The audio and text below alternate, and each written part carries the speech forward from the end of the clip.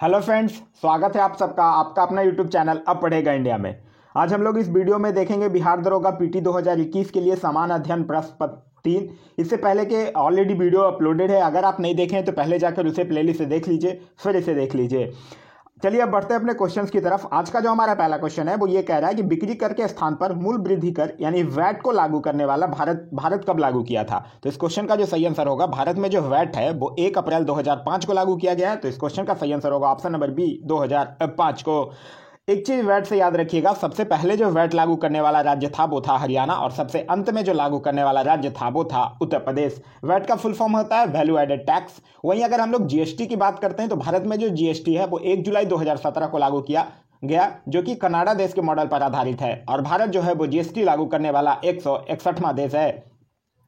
Next है हमारा मनरेगा योजना के अंतर्गत काम की अर्जी मिलने पर कितने दिनों के भीतर काम देना अनिवार्य है। तो ये कितने दिनों के भीतर है? 15 दिनों के भीतर। तो इस क्वेश्चन का जो सही आंसर होगा वो होगा ऑप्शन नंबर बी 15 दिनों के भीतर। मनरेगा की अगर बात करते हैं तो इसकी शुरुआत 2006 में किया गया। 2009 में इसका नाम बदलकर मनरेगा कर दिया गया, Mahatma Gandhi national rural employment guarantee act.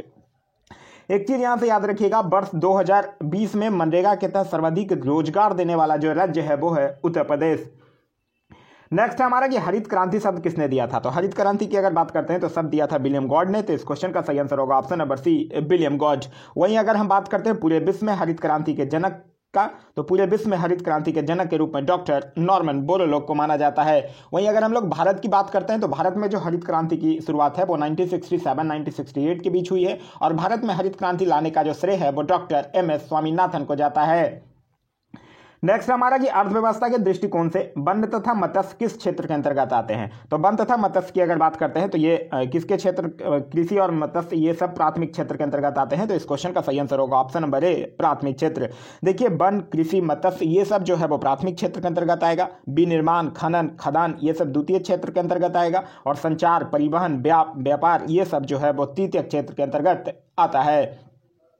Next है हमारा कि भारतीय लघु उद्योग विकास बैंक यानी सिडबी, सिडबी की बात करते हैं तो सिडबी जो है उसका फॉर्मेशन 1990 में, हेडक्वार्टर जो है वो लखनऊ में, और अभी तत्कालीन जो उसके चेयरमैन है उनका नाम है देवेंद्र कुमार सिंह। यहाँ पूछ रहा है आपसे मुख्यालय, तो आपका जो सही आंसर होगा वो होगा ऑप्शन नंबर सी लखनऊ में।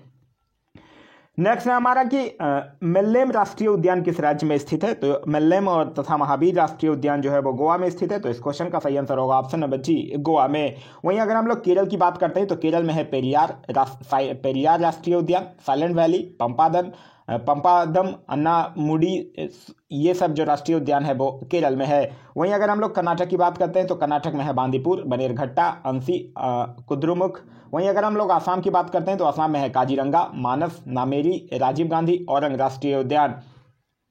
नेक्स्ट है हमारा क्वेश्चन नंबर 7, कह रहे हैं निम्न में से कौन जो है वो परितंत्र का अजैविक घटक है। तो परितंत्र के अजैविक घटक की अगर हम लोग बात करते हैं तो इसमें जल परितंत्र का अजैविक घटक है, वायु भी है। देखिए जल, वायु और मृदा ये तीनों जीन जो है वो अजैविक घटक है। वहीं अगर मनुष्य, जीवाणु ये सब की बात करते हैं तो वो सब जैविक घटक है। फिर जैविक घटक की अगर बात करते हैं तो जैविक घटक को 3 भागों में विभक्त किया गया है, उत्पादक, उपभोक्ता और अपघटक के रूप में विभक्त किया गया है। तो इस क्वेश्चन का जो सही आंसर होगा वो होगा ऑप्शन नंबर सी फर्स्ट एवं सेकंड। नेक्स्ट हमारा क्वेश्चन नंबर 8, कह रहे हैं निम्न में से कौन जो है वो दुर्लभ जातियों के अंतर्गत आता है। तो दुर्लभ जातियों के अंतर्गत इसमें से कौन आएगा? शुतुरमुर्ग आएगा, और फिर हिमचीता आएगा, ये सब दुर्लभ जातियां हैं। वहीं अगर हम लोग कस्तूरी मृग और ग्रेट इंडियन बस्टर्ड की बात करते हैं तो ये सब जो है वो संकट पात्र जातियों के अंतर्गत आता है। तो इस क्वेश्चन का जो सही आंसर होगा वो होगा ऑप्शन नंबर सी थर्ड और फोर्थ। वहीं आप लोग इस क्वेश्चन से रिलेटेड एक चीज याद रखिएगा, एक होता है red data book. Red data book होता है जो जारी करता है IUCN, मतलब international union for conservation of nature के द्वारा यह प्रकाशित किया जाता है, जिसमें विभिन्न जातियों के जीव तथा पौधे जिन पर अस्तित्व का संकट होता है उनका नाम दर्ज किया जाता है। नेक्स्ट हमारा विश्व ओजोन दिवस किस तिथि को मनाया जाता है। तो विश्व ओजोन दिवस की अगर बात करते हैं तो यह प्रतिवर्ष 16 सितंबर को मनाया जाता है। तो इस क्वेश्चन का सही आंसर होगा ऑप्शन नंबर डी। और जो 2020 का जो थीम था वो था theme ozone for life, 35 years of ozone layer protection. वहीं अगर हम लोग 5 जून की बात करते हैं तो 5 जून को विश्व पर्यावरण दिवस मनाया जाता है। अगर हम लोग सितंबर में इंपॉर्टेंट कुछ अन्य डेज की बात करते हैं तो 5 सितंबर को शिक्षक दिवस, 8 सितंबर को अंतर्राष्ट्रीय साक्षरता दिवस, 14 सितंबर हिंदी दिवस, 21 सितंबर विश्व शांति दिवस, 27 सितंबर विश्व पर्यटन दिवस और 29 सितंबर को विश्व हृदय दिवस मनाया जाता है। नेक्स्ट क्वेश्चन हमारा कि किस वर्ष अंतरिक्ष आयोग एवं अंतरिक्ष विभाग की स्थापना की गई थी। तो देखिए अंतरिक्ष आयोग और अंतरिक्ष विभाग की जो स्थापना है वो 1972 में किया गया था। तो इस क्वेश्चन का सही आंसर होगा ऑप्शन नंबर सी 1972। वही अगर आपसे पूछ ले अंतरिक्ष कार्यक्रम की शुरुआत कब की गई थी, तब किया गया था 1962 में, और इसरो की स्थापना की गई थी 1969 में। नेक्स्ट हमारा कि डीएनए में पाई जाने वाली संकरा है। तो डीएनए में हेक्सोन नामक संकरा पाई जाती है। तो इस क्वेश्चन का सही आंसर होगा ऑप्शन नंबर ए हेक्सोन। वहीं अगर हम लोग आरएनए की बात करते हैं तो आरएनए में पेंटोस नामक संकरा पाई जाती है। डीएनए की अगर बात करते हैं तो डीएनए का फुल फॉर्म होता है डीऑक्सी राइबोन्यूक्लिक एसिड और आरएनए का फुल फॉर्म होता है राइबोन्यूक्लिक एसिड। नेक्स्ट हमारा कि गोल कृमि एक मानव परजीवी है जो पाया जाता है। तो गोल कृमि एक मानव परजीवी है जो कि कहाँ पाया जाता है, क्षुद्रांत में। तो इस क्वेश्चन का सही आंसर होगा ऑप्शन नंबर सी। और इसकी संख्या अगर अधिक हो जाती है तो पेट में दर्द होने लगता है, भूख मर जाती है और अनिद्रा, दस्त, घबराहट ये सब रोग उत्पन्न हो जाते हैं। नेक्स्ट हमारा कि टिटेनस का कारण क्या है। तो टिटेनस का कारण क्या है, कोलेस्ट्रीडियम है। तो इस क्वेश्चन का सही आंसर होगा option number A Clostridium. Clostridium की अगर बात करते हैं तो ये क्या है, एक तरह का जीवाणु है जिसके कारण ये टिटेनस प्रसारित होता है और इस रोग के उपचार हेतु डीपीटी का टीका लगवाया जाता है। नेक्स्ट हमारा कि कौन सा विटामिन जो है हमारे शरीर में सबसे अधिक तीव्रता से बनता है। तो सबसे अधिक तीव्रता से बनता है विटामिन डी। तो इस क्वेश्चन का सही आंसर होगा option number A vitamin D.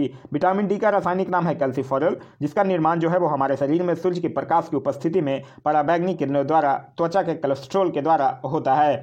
वहीं अगर हम लोग विटामिन बी की बात करते हैं तो विटामिन बी1 का केमिकल नेम है थायमिन, विटामिन सी का केमिकल नेम है एस्कॉर्बिक एसिड और विटामिन ए का केमिकल नेम है रेटिनॉल। विटामिन की अगर बात करते हैं तो विटामिन का जो आविष्कार है वो फंक ने 1911 में किया था और इसे रक्षात्मक पदार्थ भी कहा जाता है। नेक्स्ट हमारा कि बिना बीज के फलों को विकसित करने की विधि क्या है। तो बिना बीज के फलों को विकसित करने की जो विधि है वो टिश्यू कल्चर कहलाती है। तो इस क्वेश्चन का सही आंसर होगा option number D tissue culture. वहीं अगर हम लोग फलों की बात करते हैं तो फल से याद रखिएगा फल का जो निर्माण है वो अंडाशय से होता है और संपूर्ण फलों को 3 भागों में विभाजित किया जाता है। एक है सरल फल, एक है पुंज फल और एक है सत्यग्रहित फल। वहीं अगर हम लोग असत्य फल की बात करते हैं तो वो याद रखिएगा, वो अक्सर एग्जाम में पूछा जाता है।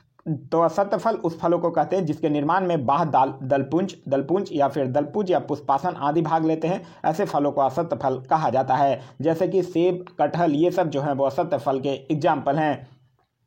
नेक्स्ट है हमारा कि प्रकाश संश्लेषण के समय मुक्त होने वाली ऑक्सीजन कहाँ से आती है। तो प्रकाश संश्लेषण के समय जो मुक्त होने वाली ऑक्सीजन है वो जल से आती है। तो इस क्वेश्चन का सही आंसर ऑप्शन नंबर बी जल से। प्रकाश संश्लेषण की बात करते हैं तो प्रकाश संश्लेषण एक प्रक्रिया है जिसमें पौधे जो है वो स्वयं में उपस्थित क्लोरोफिल एवं सूर्य के प्रकाश की सहायता से अपना भोजन का निर्माण करते हैं तथा ऑक्सीजन जो है वो वातावरण में मुक्त करते हैं। पौधा जो है वो वातावरण से CO2 और मृदा से ऑक्सीजन लेकर यह क्रिया संपन्न करता है।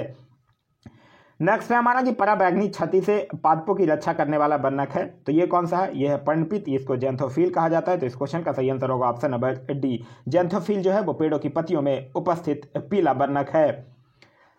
नेक्स्ट है हमारा कि कीट बच्छी पादप ऐसे मिट्टी में उगते हैं जिसमें किसकी कमी होती है। तो किसकी कमी होती है, तो इसमें नाइट्रोजन की कमी होती है। तो इस क्वेश्चन का सही आंसर होगा ऑप्शन नंबर सी नाइट्रोजन की कमी होती है। नेक्स्ट है हमारा कि कवक यानी फंगस द्वारा होने वाली बीमारी है। तो फंगस द्वारा होने वाली बीमारी क्या है, गोल कृमि। तो इस क्वेश्चन का सही आंसर होगा ऑप्शन नंबर डी गोल कृमि, जिसको कि रिंग बॉम्ब कहा जाता है, ब्लैक कृमि जिसको कि रिंग बॉम्ब कहा जाता है। वहीं अगर हम लोग फंगस की बात करते हैं तो फंगस द्वारा जो होने वाली बीमारियां हैं वो है दमा, एथलीट फुट, खाज, गंजापन, दांत, ये सब जो है वो फंगस के द्वारा होने वाली बीमारियां हैं। नेक्स्ट हमारा कि आणविक कक्षा का अभिन्यास किससे नियंत्रित होता है। तो आणविक कक्षा का जो अभिन्यास है वो चुंबकीय क्वांटम संख्या से नियंत्रित होता है। तो इस क्वेश्चन का सही आंसर होगा ऑप्शन नंबर सी चुंबकीय क्वांटम संख्या। नेक्स्ट हमारा कि किस प्रक्रिया में इलेक्ट्रॉन का लाभ होता है। तो इलेक्ट्रॉन का लाभ की अगर हम लोग बात करते हैं तो ये अपकरण प्रक्रिया में होता है। तो इस क्वेश्चन का सही आंसर ऑप्शन नंबर डी अपकरण। अभिक्रिया की अगर हम लोग बात करते हैं तो अभिक्रिया में पदार्थों से ऑक्सीजन का योग या हाइड्रोजन का ह्रास होता है, इसको ऑक्सीकरण या अपचयन कहते हैं। और ऑक्सीजन का ह्रास या हाइड्रोजन का योग और इलेक्ट्रॉनों का लाभ होगा उसको अपचयन या अपकरण कहलाता है। नेक्स्ट हमारा कि धातुओं का गुण जिसके कारण उन्हें पीटकर शीट में परिवर्तित किया जा सकता है क्या कहलाता है। तो यह कहलाता है मैलेबिलिटी यानी आघात वर्धनीयता। तो इस क्वेश्चन का सही आंसर होगा ऑप्शन नंबर बी। नेक्स्ट हमारा कि ढलवे लोहे में कार्बन का प्रतिशत कितना होता है। तो ढलवे लोहे में कार्बन का प्रतिशत जो होता है वो 3 से 5% होता है। वहीं अगर हम लोग पीटवा लोहा की बात करते हैं तो उसमें 0.04% से लेकर 0.08%, और अगर स्टील की बात करते हैं तो 0.5% से लेकर 1.5% तक होता है। नेक्स्ट है हमारा कि गैस तापमापी एवं द्रव तापमापी की तुलना में ज़्यादा संवेदी होती है क्योंकि गैस का जो प्रसार गुणांक होता है वो अधिक होता है। तो इस क्वेश्चन का सही आंसर होगा ऑप्शन नंबर ए, क्योंकि गैसों का जो प्रसार है वो द्रवों की तुलना में अधिक होता है। वहीं अगर हम लोग द्रव तापमापी की बात करते हैं तो पारा तापमापी जो है वो लगभग -30 डिग्री सेल्सियस से 350 डिग्री सेल्सियस तक मापने में प्रयुक्त होता है। और गैस तापमापी की अगर बात करते हैं तो इस प्रकार के जो तापमापियों में स्थिर आयतन है वो हाइड्रोजन गैस तापमापी से 500 डिग्री सेल्सियस के ताप को मापा जा सकता है। वहीं अगर हम हाइड्रोजन की जगह नाइट्रोजन गैस लेते हैं तो 1500 डिग्री तक ताप को माप सकते हैं। नेक्स्ट है हमारा कि 0 डिग्री सेल्सियस पर जल और बर्फ क्रिस्टल जो है वो साम्यावस्था में होते हैं। जब इस प्रणाली पर दाब प्रयुक्त किया जाता है तब इस पर क्या प्रभाव पड़ता है? तो इस पर कोई प्रभावी परिवर्तन नहीं होता है। तो इस क्वेश्चन का सही आंसर होगा ऑप्शन नंबर डी, जल एवं बर्फ पर कोई प्रभाव नहीं पड़ता है। नेक्स्ट हमारा निम्न में से किसका प्रयोग जो है वो नोदक या रॉकेट में ईंधन के रूप में किया जाता है? तो रॉकेट में ईंधन का प्रयोग जो है वो द्रव हाइड्रोजन एवं द्रव ऑक्सीजन का किया जाता है। तो इस क्वेश्चन का सही आंसर है ऑप्शन नंबर ए। नेक्स्ट हमारा कि न्यूक्लियर त्रिज्या को अभिव्यक्त करने वाला सबसे उपयुक्त यूनिट कौन सा है? तो सबसे उपयुक्त यूनिट होता है फर्मी। तो इस क्वेश्चन का सही आंसर होगा ऑप्शन नंबर बी, फर्मी। लेकिन परमाणु त्रिज्या की जो माप है वो एंगस्ट्रम में किया जाता है। नेक्स्ट है हमारा क्वेश्चन नंबर 28। क्वेश्चन नंबर 28 कह रहा है कि कौन सी अक्रिय गैस है जो यौगिक बना सकती है? तो जिनॉन एक अक्रिय गैस है जो कि विशेष परिस्थितियों में फ्लोरीन एवं ऑक्सीजन के साथ क्रिया करके रासायनिक यौगिक बनाती है। तो इस क्वेश्चन का सही आंसर होगा ऑप्शन नंबर जी, जिनॉन। वहीं अगर हम लोग अक्रिय गैस की बात करते हैं तो वो गैस जो साधारणतः रासायनिक अभिक्रिया में भाग नहीं लेते हैं और सदा मुक्त अवस्था में पाए जाते हैं, उनको हम लोग अक्रिय गैस कहते हैं। जैसे helium, neon, argon, krypton, xenon, radon, ये सारी जो हैं वो अक्रिय गैस हैं। सभी अक्रिय गैस जो होते हैं वो रंगहीन, गंधहीन और स्वादहीन होते हैं। और एक चीज़ और याद रखिएगा, रेडॉन गैस जो है वो वायुमंडल में नहीं पाया जाता है। नेक्स्ट है हमारा दो निकायों के बीच ऊष्मा की प्रवाह की दिशा निर्भर करती है। तो दो निकायों के बीच जो ऊष्मा की प्रभाव है वो टेम्परेचर डिफरेंस पर करती है, जिसका जो ज़्यादा टेम्परेचर होगा, क्योंकि ऊष्मा की ये प्रॉपर्टी होती है कि टेम्परेचर जो है वो हायर से लोअर की तरफ फ्लो करता है। तो इस क्वेश्चन का सही आंसर होगा ऑप्शन नंबर डी, उनके अपने तापमान पर। वहीं अगर हम लोग ऊष्मा और तापमान की बात करते हैं तो ऊष्मा वह ऊर्जा है जो एक वस्तु से दूसरे वस्तु में केवल तापांतर यानी टेम्परेचर डिफरेंस के कारण स्थानांतरित होता है। ऊष्मा का एसआई मात्रक जूल होता है। वहीं अगर हम लोग तापमान की बात करते हैं तो एक वस्तु से दूसरी वस्तु में ऊष्मीय ऊर्जा की प्रवाह की दिशा निश्चित करता है, अर्थात जिस कारण से ऊर्जा स्थानांतरित होता है उसे ताप कहते हैं। नेक्स्ट है हमारा क्वेश्चन नंबर 30 कह रहा है वायु की क्षैतिज गति से होने वाले ऊष्मा के अंतरण को क्या कहते हैं? तो वायु की क्षैतिज गति के कारण होने वाले ऊष्मा के अंतरण को अभिवहन कहते हैं। तो इस क्वेश्चन का सही आंसर होगा ऑप्शन नंबर ए, अभिवहन। वहीं जो मध्य अक्षांश में दैनिक मौसम में आने वाली भिन्नता है वो भी अभिवहन के कारण ही होता है। नेक्स्ट है हमारा क्वेश्चन नंबर 31 कह रहा है निम्न में से कौन सी परिघटना है जो यह निर्णय लेने में सहायक होती है कि प्रकाश एक अनुपस्थ रंग है? तो प्रकाश की ध्रुवीकरण की प्रघटना है। तो इस क्वेश्चन का सही आंसर होगा ऑप्शन नंबर बी, ध्रुवीकरण की प्रघटना। प्रकाश की अगर हम लोग बात करते हैं तो प्रकाश से याद रखिएगा, प्रकाश एक प्रकार की ऊर्जा है जो विद्युत चुंबकीय तरंगों के रूप में संचरित होती है। विद्युत चुंबकीय तरंगें अनुप्रस्थ है, इसके कारण हम ये भी कह सकते हैं कि प्रकाश जो है वो अनुप्रस्थ रंग है। नेक्स्ट है हमारा कि जब किसी तालाब में शांत जल में पत्थर फेंका जाए तो तालाब में जल के पृष्ठ में उठने वाली लहरें होती है। तो उठने वाली लहरें जो होगी वो अनुप्रस्थ और अनुदैर्ध्य दोनों होंगी। तो इस क्वेश्चन का सही आंसर होगा ऑप्शन नंबर सी, ए और बी दोनों। नेक्स्ट है हमारा कि किसी असंतुलित बल द्वारा किसी पिंड में उत्पन्न त्वरण होता है तो वो क्या होगा? बल के अनुक्रमानुपाती होगा। तो इस क्वेश्चन का सही आंसर ऑप्शन नंबर ए, बल के अनुक्रमानुपाती। नेक्स्ट हमारा विद्युत चालकता की यूनिट क्या होती है? तो विद्युत चालकता की अगर हम लोग यूनिट की बात करते हैं तो वो क्या होता है? महो। तो इस क्वेश्चन का सही आंसर है ऑप्शन नंबर सी।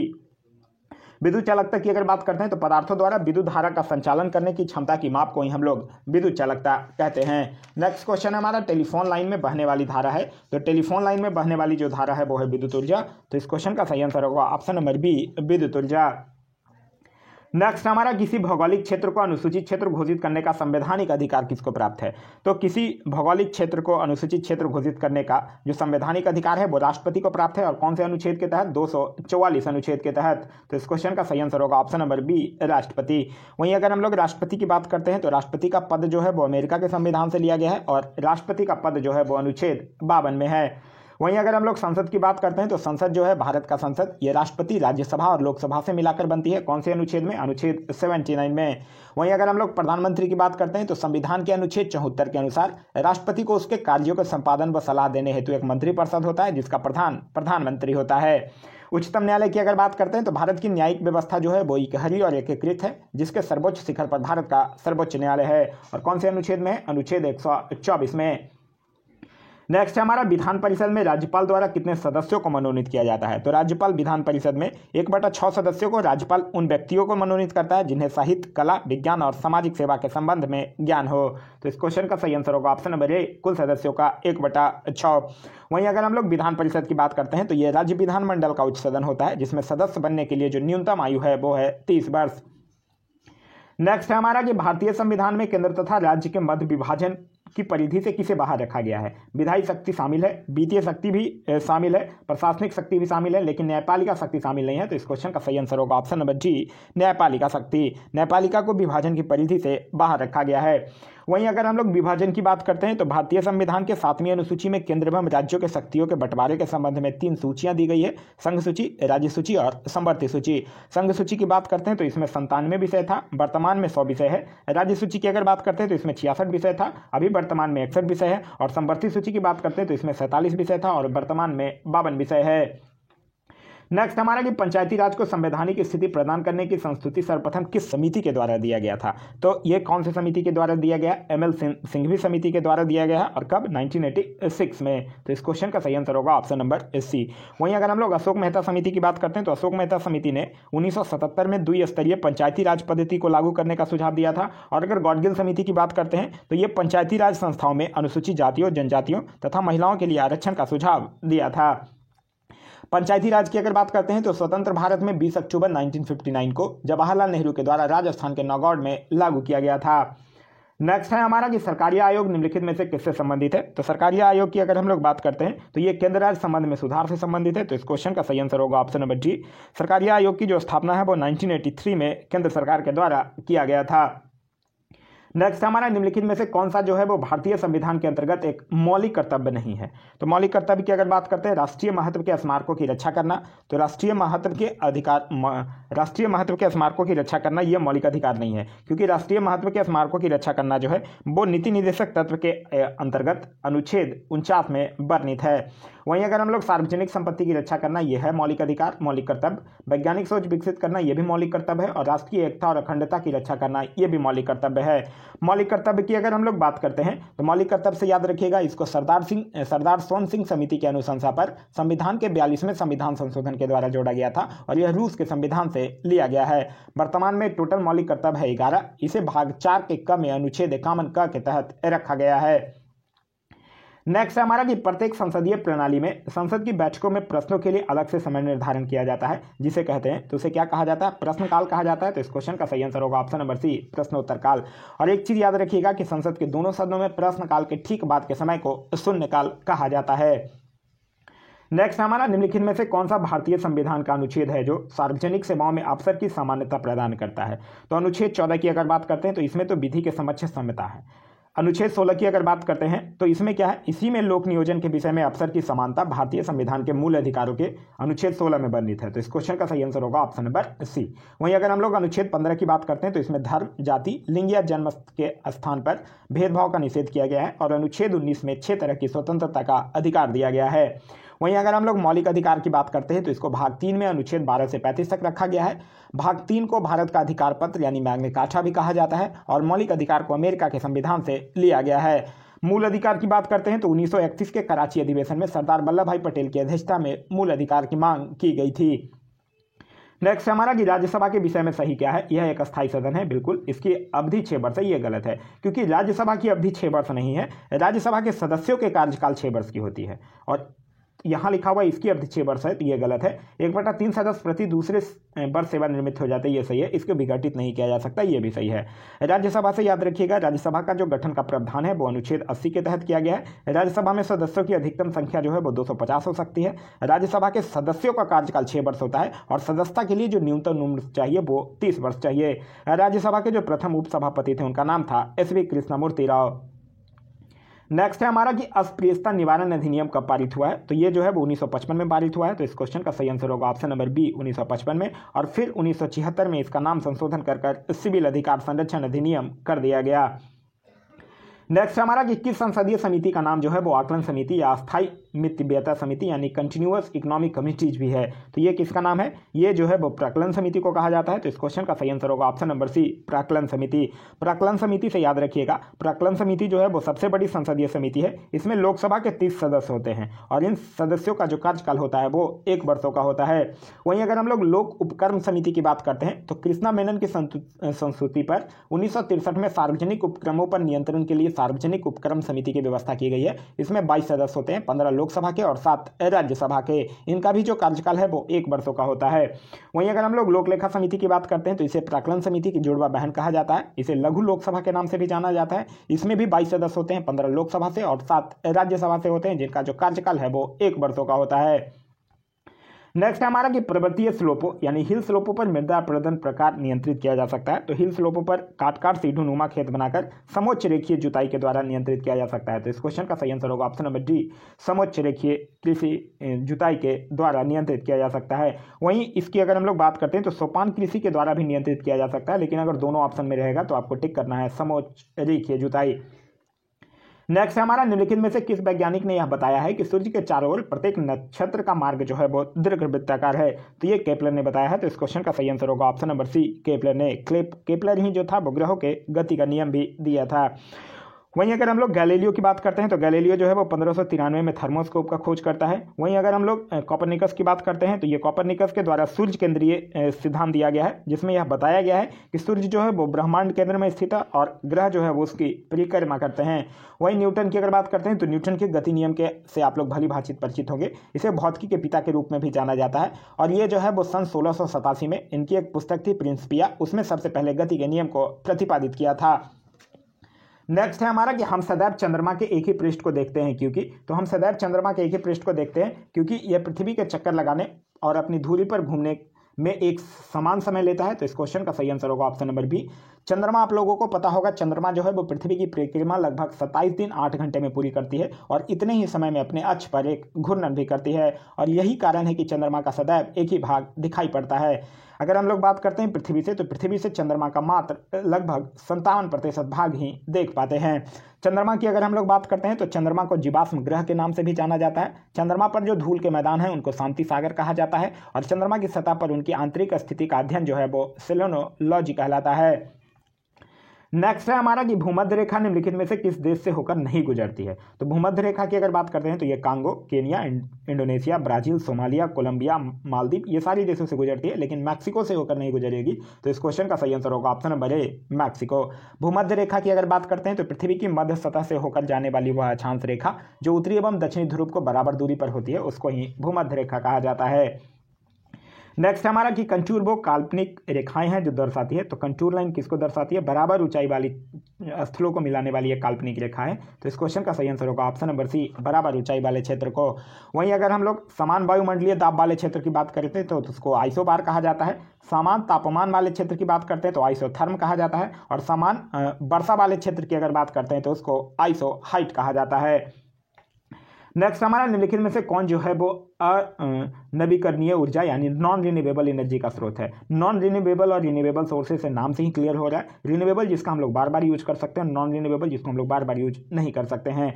तो इस क्वेश्चन का जो सही आंसर होगा वो होगा ऑप्शन नंबर कोयला है नॉन रिन्यूएबल, परमाणु ऊर्जा भी है, प्राकृतिक गैस भी है। तो इस क्वेश्चन का सही आंसर होगा ऑप्शन नंबर डी, इनमें से सभी। नेक्स्ट है हमारा क्वेश्चन नंबर 53, मिलान करने के लिए कह रहा है। अगर हम लोग गुरु महिसानी की बात करते हैं तो ये लॉयस के साथ मैच करेगा। तलचर की अगर बात करते हैं तो तालचेर जो है वो कोयला के साथ मैच करेगा। जादूगोड़ा की अगर बात करेंगे तो ये यूरेनियम के साथ और जाबर की बात करेंगे तो ये सीसा के साथ मैच करेगा। नेक्स्ट क्वेश्चन हमारा क्वेश्चन नंबर 54 कह रहा है अंडमान निकोबार द्वीप में गद्दीदार चोटी यानी सैंडल पीक कहाँ स्थित है? तो सैंडल पीक की अगर हम लोग बात करते हैं तो ये उत्तरी अंडमान में स्थित है। तो इस क्वेश्चन का सही आंसर होगा ऑप्शन नंबर जी, उत्तरी अंडमान। और यह जो है वो उत्तरी अंडमान की सर्वोच्च चोटी है जिसकी ऊंचाई है 738 मीटर।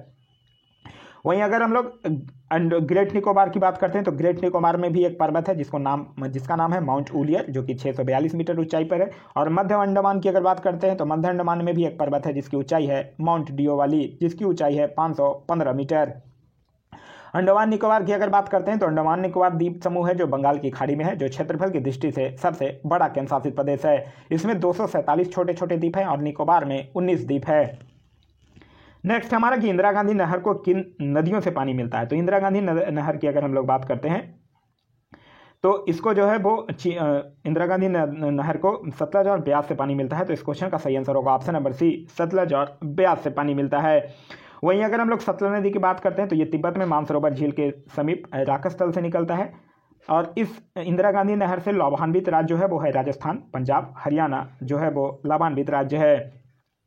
नेक्स्ट हमारा कि भारत की जनगणना 2011 के अनुसार सर्वाधिक जनसंख्या वृद्धि वाला राज्य कौन है। देखिए यहाँ पूछ रहा सर्वाधिक जनसंख्या वृद्धि वाला राज्य कौन है। तो पहले नंबर पे है मेघालय, दूसरे पे बिहार और तीसरा पर अरुणाचल प्रदेश। तो इस क्वेश्चन का जो सही आंसर होगा वो होगा ऑप्शन नंबर बी, मेघालय। वहीं अगर न्यूनतम 10वीं वृद्धि वाला राज्य पूछ देगा तब जो आपका आंसर होगा वो हो जाएगा नागालैंड। और सर्वाधिक जनसंख्या वाला राज्य बस पूछेगा तब पहले नंबर पर यूपी, दूसरे पर महाराष्ट्र, तीसरा पर बिहार, चौथे पश्चिम बंगाल और पांचवा पर आंध्र प्रदेश। नेक्स्ट हमारा कि प्रसिद्ध दर्शन दैतवाद का प्रतिपादन किसने किया था। तो इसको किसने किया था, निम्काचार्य ने किया था। तो इस क्वेश्चन का जो सही आंसर होगा वो होगा ऑप्शन नंबर बी, निम्काचार्य। निम्काचार्य की अगर बात करते हैं तो ये सनक संप्रदाय के थे और इन्होंने सगुन की उपासना एवं भक्ति मार्ग को अपनाया था। वहीं शंकराचार्य की बात करते हैं तो ये अद्वैतवाद के थे। बल्लभाचार्य की अगर बात करते हैं तो ये शुद्ध द्वैतवाद के थे। नेक्स्ट हमारा वह पहला शासक कौन था जिसने भूमि को नापकर लगान वसूल करना आरंभ किया था। तो वो शासक कौन था, वो था अलाउद्दीन खिलजी। तो इस क्वेश्चन का सही आंसर होगा option number A, Alauddin Khilji. Alauddin Khilji की अगर बात करते हैं तो इसने सेना को नगद वेतन देने और अस्थायी सेना की नींव रखी थी। इसने घोड़ा दागने और सैनिक का हुलिया लिखने का भी प्रथा चलाया था। इसने खम्स जो लूट का धन होता है उसमें सुल्तान का जो हिस्सा है वो 1/4 भाग के स्थान पर 3/4 कर दिया था। वहीं अगर हम लोग शेरशाह सूरी की बात करते हैं तो इसने भूमि की माप के लिए 32 अंक वाला सिकंदरी गज और सन की डंडी का प्रयोग किया था। इसने 178 ग्रेन चांदी का रुपया और 380 ग्रेन तांबे का दम चलवाया था और इसके काल में 1/3 भाग जो है वो सरकार को लगान के रूप में जाता था। वहीं अगर हम लोग MBT यानी मोहम्मद बिन तुगलक की बात करते हैं तो यह मध्यकालीन सभी सुल्तानों में मोहम्मद बिन तुगलक जो था वो सर्वाधिक शिक्षित, विद्वान एवं योग्य शासक था। इसने अपनी राजधानी दिल्ली से देवगिरी में स्थानांतरित किया था और उसका नाम दौलताबाद रखा था। इब्न बतूता जो था वो इसी के काल में भारत आया था। वहीं अगर हम लोग बलबन की बात करते हैं तो इसके राज्य दरबार में सिजदा एवं पबौस प्रथा शुरू की गई थी। इसने अपने विरोधियों के प्रति लौह एवं रक्त की नीति का पालन किया था और इसके दरबार में फारसी के प्रसिद्ध कवि अमीर खुसरो और अमीर हसन भी रहते थे। नेक्स्ट हमारा कि सल्तनत युग का अकबर किसे कहा जाता है। तो सल्तनत युग के अकबर की अगर बात करते हैं तो वो फिरोज शाह तुगलक को कहा जाता है। तो इस क्वेश्चन का सही आंसर होगा ऑप्शन नंबर जी, फिरोज शाह तुगलक को। फिरोज शाह तुगलक की अगर बात करते हैं तो फिरोज शाह तुगलक जो था वो ब्राह्मणों पर जजिया कर लगाने वाला पहला मुसलमान शासक था। इसने एक नया कर, सिंचाई कर भी लगाया था जो कि उपज का 1/10 भाग था। इसने सभी कर को हटाकर 4 कर लगाया था। उस 4 कर का नाम था खराज, खुम्स, जजिया और जकात। सल्तनत कालीन में मतलब सल्तनत काल में सुल्तानों की अगर बात करें तो इसके शासनकाल में सबसे अधिक दास की संख्या जो थी वो इसी के शासनकाल में थी। इसने एक अपनी आत्मकथा भी लिखा था, उसका नाम है फतुहात-ए-फिरोज शाही। वहीं अगर हम लोग कुतुबुद्दीन ऐबक की बात करते हैं तो इसने गुलामबंद की स्थापना 1206 में किया था। वह गौरी का गुलाम था। इसने कुतुब मीनार की नींव भी रखी थी। इसने दिल्ली में कुबतुल इस्लाम मस्जिद और अजमेर में 2.5 दिनों की झोपड़ा का भी निर्माण करवाया था। इसे लाख बख्श के नाम से भी जाना जाता है। और जो आपने पढ़ा होगा कि बख्तियार खिलजी जो कि प्राचीन नालंदा विश्वविद्यालय को ध्वस्त कर दिया था वो इसी का सहायक सेनापति था। इसकी मृत्यु जो है वो 1210 में चौगान खेलते हुए घोड़े से गिरकर हो जाती है। नेक्स्ट हमारा कि विजयनगर साम्राज्य में व्यापारियों के प्रमुख समुदाय को क्या कहा जाता है। तो विजयनगर साम्राज्य में व्यापारियों के प्रमुख समुदाय को सिट्टी कहा जाता है। तो इस क्वेश्चन का सही आंसर होगा ऑप्शन नंबर बी, विजयनगर साम्राज्य की अगर बात करते हैं तो इसकी स्थापना 1336 में हरिहर एवं बुक्का नामक बंधुओं के द्वारा किया गया था। विजयनगर शब्द का जो शाब्दिक अर्थ होता है वो होता है जीत का शहर। हरिहर और बुक्का जो थे वो अपने पिता संगम के नाम पर संगम वंश की स्थापना की थी। इसकी राजधानी जो थी वो हम्पी थी और इसके खंडर जो है वो तुंगभद्रा नदी पर स्थित है। वहीं हरिहर द्वितीय की अगर हम लोग बात करते हैं तो हरिहर द्वितीय जो था वो संगम शासकों में सबसे पहले महाराजा धीराज की उपाधि भी धारण किया था। और इटली की यात्री जो निकोलो कॉन्टी था वो विजयनगर देवराय प्रथम के काल में आया था। नेक्स्ट हमारा क्वेश्चन नंबर 61 कह रहा है दिल्ली दरबार का आयोजन कब किया गया था। तो दिल्ली दरबार का जो आयोजन है वो दिसंबर 1911 में वायसराय लॉर्ड हार्डिंग द्वितीय के शासनकाल में किया गया था। और ब्रिटिश सम्राट जो जॉर्ज पंचम और महारानी विलियम मेरी थे उनके भारत आगमन के स्वागत हेतु यह आयोजन किया गया था। तो इस क्वेश्चन का सही आंसर होगा ऑप्शन नंबर ए, दिसंबर 1911 में। वहीं दिल्ली दरबार में बंगाल विभाजन रद्द करने की घोषणा और भारत की राजधानी जो है वो कलकत्ता से दिल्ली स्थानांतरित करने की घोषणा की गई थी। नेक्स्ट हमारा असहयोग आंदोलन चलाने का प्रस्ताव जो है वो किस कांग्रेस अधिवेशन में पारित किया गया था? तो ये किया गया था 1920 के नागपुर अधिवेशन में। तो इस क्वेश्चन का सही आंसर होगा ऑप्शन नंबर सी, 1920 के नागपुर अधिवेशन में। 1 अगस्त 1920 को गांधी जी ने असहयोग आंदोलन शुरू किया था और फिर 12 फरवरी 1922 को चौरी चौरा कांड से दुखित होकर इसको स्थगित कर देते हैं। वहीं अगर हम लोग नागपुर अधिवेशन 1920 की बात करते हैं तो इसके अध्यक्ष थे CB राघवाचार्य और इसी में कांग्रेस संविधान में परिवर्तन भी किया गया था। नेक्स्ट हमारा व्यक्तिगत सत्याग्रह की शुरुआत कब की गई है? तो व्यक्तिगत सत्याग्रह की शुरुआत जो है वो 17 अक्टूबर 1940 को महाराष्ट्र के पवनार आश्रम में किया गया था। तो इस क्वेश्चन का सही आंसर ऑप्शन नंबर बी, 17 अक्टूबर 1940 को। जो गांधी जी जो थे वो प्रथम सत्याग्रही के रूप में विनोबा भावे को मनोनीत किए थे। दूसरे सत्याग्रही हुए जवाहरलाल नेहरू, तीसरे हुए ब्रह्मदत्त और इस आंदोलन को दिल्ली चलो आंदोलन के नाम से भी जाना जाता है। नेक्स्ट हमारा कि भारत में आधुनिक शिक्षा का जन्मदाता किसे कहा जाता है? तो भारत में आधुनिक शिक्षा का जो जन्मदाता है वो चार्ल्स ग्रैंट को कहा जाता है। तो इस क्वेश्चन का सही आंसर होगा option number B, Charles Grant. वहीं अगर हम लोग चार्ल्स वुड की बात करते हैं तो याद रखिएगा शिक्षा संबंधी जो वुड डिस्पैच है उसको 1854 में लागू किया गया था। वहीं अगर हम लोग विलियम बेंटिक की बात करते हैं तो विलियम बेंटिक से याद रखिएगा इसी के काल में मैकाले की अनुशंसा पर अंग्रेजी को शिक्षा का माध्यम बनाया गया था। इसने राजा राम मोहन राय के सहयोग से 1829 में सती प्रथा को समाप्त कर दिया था। कर्नल स्लीमैन की सहायता से 1830 में ठगी प्रथा को समाप्त कर दिया था और 1835 में कलकत्ता मेडिकल कॉलेज की भी स्थापना किया था। नेक्स्ट हमारा कि गांधी जी ने नवजीवन पत्रिका किस भाषा में प्रकाशित की है? तो नवजीवन पत्रिका जो है वो गुजराती में। तो इस क्वेश्चन का सही आंसर होगा ऑप्शन नंबर बी, गुजराती में। वहीं गांधी जी से और भी याद रखिएगा जैसे young India, Harijan, Hind Swaraj, my experiment truth, ये सब जो है वो गांधी जी की रचनाएं हैं। नेक्स्ट हमारा निम्न में से कौन सही सुमेलित है? यहाँ पूछ रहा कौन सही सुमेलित है। ली कमीशन 1922 गलत है, ली कमीशन 1923 होना चाहिए। स्ट्रेची कमीशन की अगर बात करते हैं तो ये 1888 गलत है, स्ट्रेची कमीशन 1878 से 1880 होना चाहिए। हंटर कमीशन 1882 सही है। रेल कमीशन की अगर बात करते हैं तो ये 1902 होना चाहिए। तो इस क्वेश्चन का सही आंसर होगा ऑप्शन नंबर बी। नेक्स्ट है हमारा कि करमशाह तथा टीपू मीर ने निम्न में से किस विद्रोह का नेतृत्व किया था? तो इसने पागलपंथी विद्रोह का नेतृत्व किया था। तो इस क्वेश्चन का सही आंसर होगा ऑप्शन नंबर बी, पागलपंथी विद्रोह। वहीं अगर हम लोग फकीर विद्रोह की बात करते हैं तो इसका जो क्षेत्र था वो था बंगाल। इसका जो आयोजन था वो उसका नाम था मजनून शाह और चिराग अली और कब 1776-77 की ये बात है। फरेजी विद्रोह की अगर बात करते हैं तो यह भी बंगाल था इसका और इसके जो नेतृत्वकर्ता थे वो थे सरियातुल्ला टुट्टू मियाँ और ये 1838 से लेकर 1848 तक चला था। वहीं मोपला विद्रोह की अगर बात करते हैं तो मालाबार केरल, अली मुस्लियार और 1920 से लेकर 1922 तक। नेक्स्ट है हमारा कि बंगाल में द्वैध शासन कब लागू किया गया था? बात करते हैं द्वैध शासन की। तो द्वैध शासन होता क्या था? इसके तहत राजस्व वसूलने का जो और सैनिक संरक्षण, राजस्व वसूलने और विदेशी मामले जो थे वो कंपनियों के अधीन थे और जबकि शासन चलाने की जो जिम्मेदारी थी वो नवाबों के हाथ में थी। और इसको कब लागू किया गया था? 1765 में रॉबर्ट क्लाइव जो था वो बंगाल में द्वैध शासन प्रणाली को लागू करता है और द्वैध शासन का जो अंत है वो वारेन हेस्टिंग्स ने 1772 में कर देता है। तो इस क्वेश्चन का सही आंसर होगा ऑप्शन नंबर ए, 1765 में। नेक्स्ट हमारा कि जापान ने पर्ल हार्बर पर आक्रमण कब किया था? तो जापान जो है वो पर्ल हार्बर पर आक्रमण जो है वो 6 अगस्त 1945 को 7 दिसंबर 1941 को किया था। तो इस क्वेश्चन का सही आंसर होगा ऑप्शन नंबर बी, 7 दिसंबर 1941 को। 6 अगस्त 1945 को अमेरिका ने हिरोशिमा पर और 9 अगस्त 1945 को नागासाकी पर आक्रमण किया था। नेक्स्ट हमारा कि साहित्य के क्षेत्र में वर्ष 2020 के बुकर पुरस्कार किसे प्रदान किया गया है? तो साहित्य के क्षेत्र में बुकर पुरस्कार जो है वो डगलस स्टुअर्ट को प्राप्त किया गया है। इनकी एक पुस्तक है सुग्गी बेन उपन्यास है, उन्हीं के लिए इनको ये दिया गया है। डगलस स्टुअर्ट की बात करते हैं तो ये स्कॉटिक अमेरिकी फैशन डिजाइनर हैं।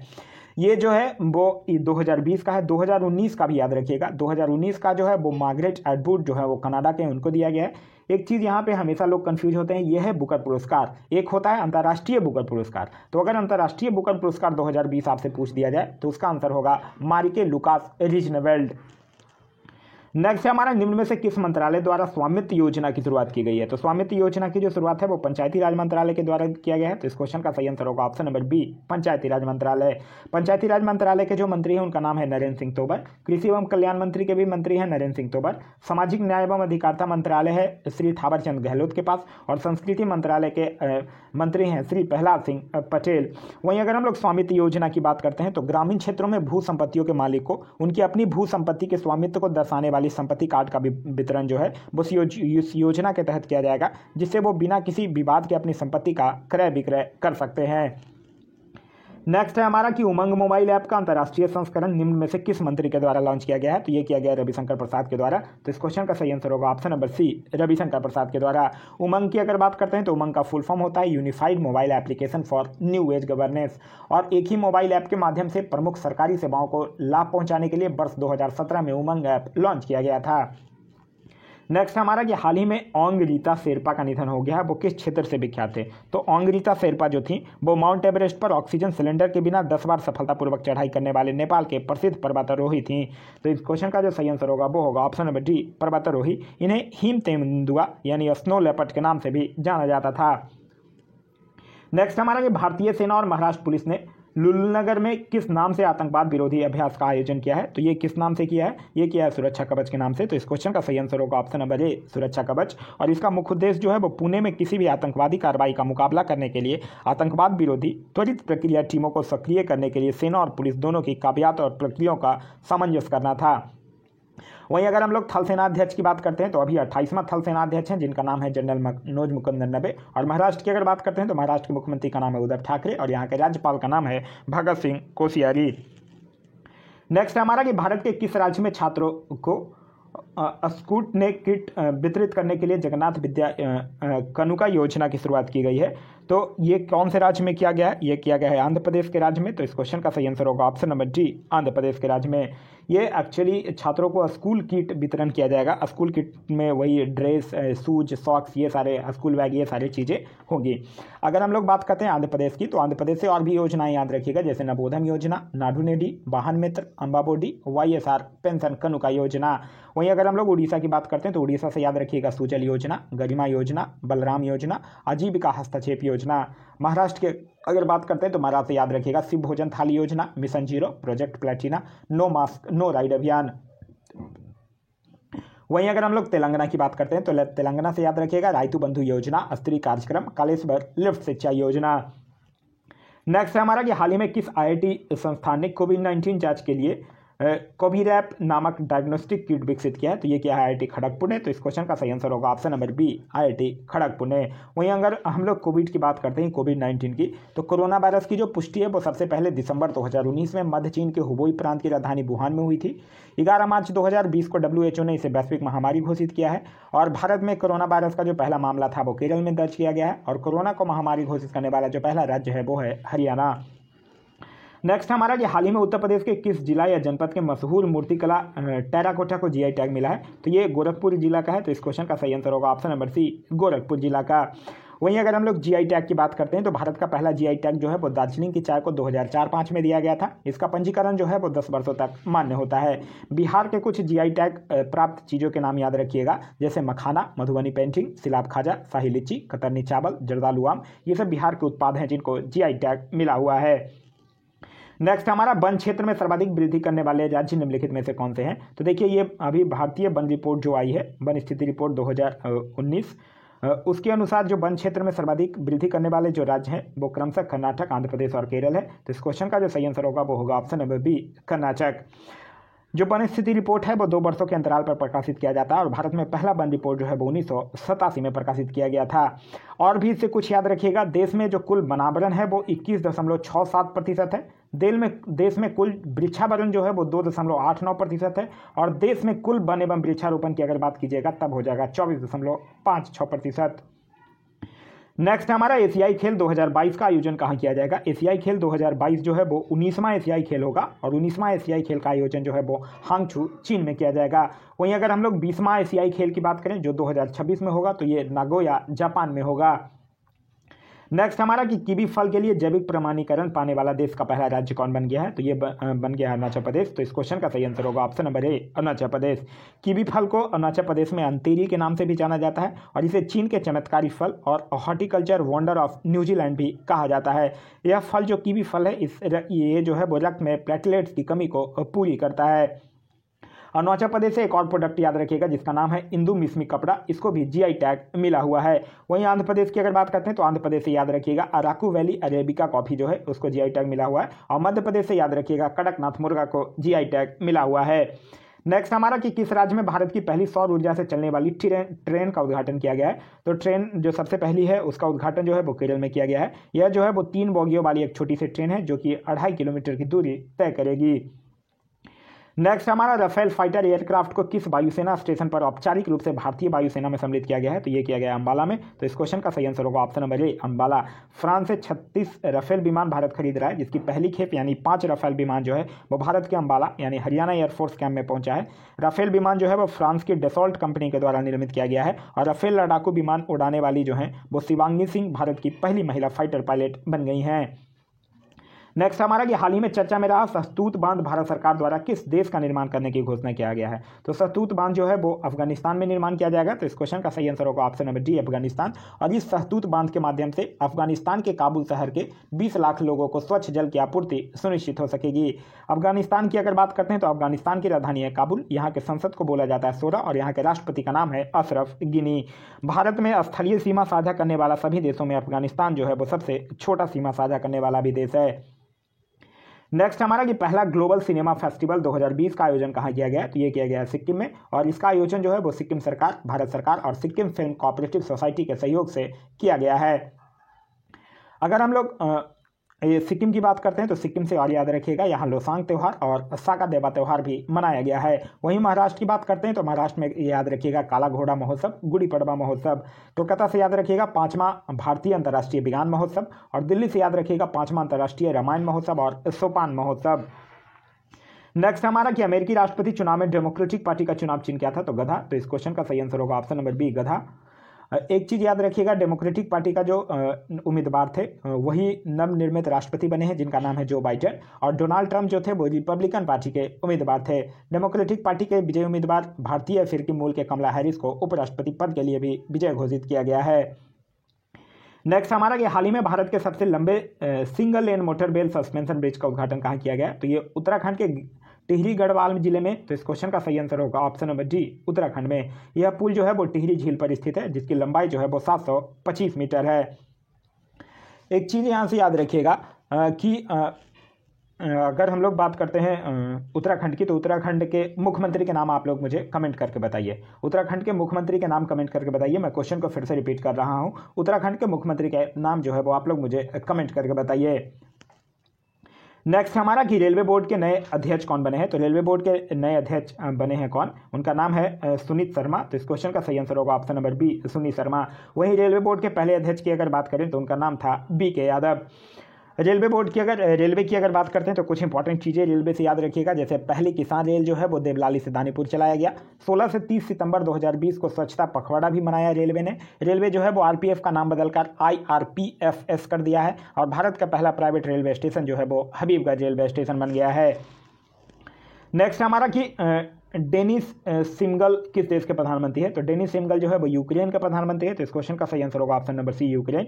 यूक्रेन एक यूरोपीय देश है जिसकी राजधानी है कीव। नेक्स्ट हमारा कि विश्व प्रतिस्पर्धा सूचकांक 2020 में भारत का स्थान क्या है। तो भारत का स्थान है इसमें 43वां। पहले स्थान पर रहा है सिंगापुर और इसको जारी करता है IMD। नेक्स्ट हमारा बाय बाय कोरोना पुस्तक के लेखक कौन है। तो बाय बाय कोरोना पुस्तक के लेखक हैं कौन, प्रदीप श्रीवास्तव। तो इस क्वेश्चन का सही आंसर होगा option number B Pradeep Srivastava. वहीं कोरोना से एक पुस्तक और है कोरोना कविता काल, उसके लेखक हैं PS श्रीधरन पिल्लाई। और एक पुस्तक है Wuhan diary dispatch from A quarantine city, उसके लेखक हैं फंग फंग। नेक्स्ट हमारा विश्व प्रेस स्वतंत्रता दिवस का मनाया जाता है। तो प्रेस स्वतंत्रता दिवस जो है वो 3 मई को मनाया जाता है। तो इस क्वेश्चन का सही आंसर होगा ऑप्शन नंबर ए 3 मई। और इस बार जो 2020 में जो इसका थीम था वो था जर्नलिज्म विदाउट फियर और फेवर। 16 नवंबर से याद रखिएगा, 16 नवंबर को राष्ट्रीय प्रेस दिवस मनाया जाता है। नेक्स्ट हमारा 17वीं बिहार विधानसभा के प्रोटेम स्पीकर कौन नियुक्त किए गए हैं। तो प्रोटेम स्पीकर जीतन राम मांझी को नियुक्त किया गया है, जबकि 17वीं बिहार विधानसभा के अध्यक्ष जो है वो विजय कुमार सिन्हा को बनाया गया है।